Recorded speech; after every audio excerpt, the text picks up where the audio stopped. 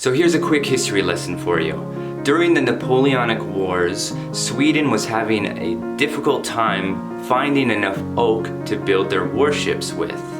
The demand was higher than the supply. So after those wars ended, Sweden made a decision. They decided that they were not going to ever let that happen again. They decided to invest in their future. So what they did is they sent out a team. They said, find us the best place to plant these trees for our future. And eventually they did find a spot right there in Sweden on an island where they planted 300,000 oak trees to prepare themselves for the future. Now that generation then that came up with this plan, they would not be able to reap the benefits of this plan, okay?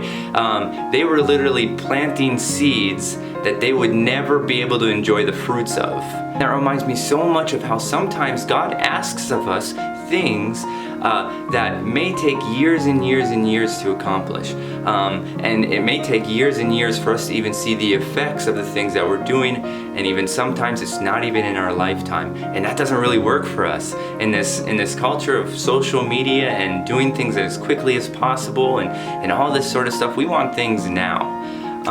But that's not the way that God works. He's just asking us to take the first step, lay the first brick, or plant the first seed. You know, I think of Jonathan in the Bible, who on multiple occasions helped David escape the clutches of his father, King Saul. And at one point, Jonathan tells David, I will sit by your side when you are king. I will be there right next to you when you are king. But that never actually comes to fruition for Jonathan. We see at the end of 1 Samuel that Jonathan actually dies on the battlefield before David ever even becomes king. It's not till 2 Samuel when Jonathan's son comes into the kingdom and David says, because of what your father did, I will now provide for you for the rest of your life, you and your family for the rest of your life. So I want to encourage you today to not be impatient, to be okay with the waiting game, to take that first step or plant that first seed, even if you'll never see the end result, because God's plans are always bigger and better than we could ever come up with. And I'll leave you with one more thought. I mentioned that those oak trees take anywhere from about 150 years to 200 years to fully mature. Well, we're right in that sweet spot right now. But if you notice, worships, they're not made out of wood anymore.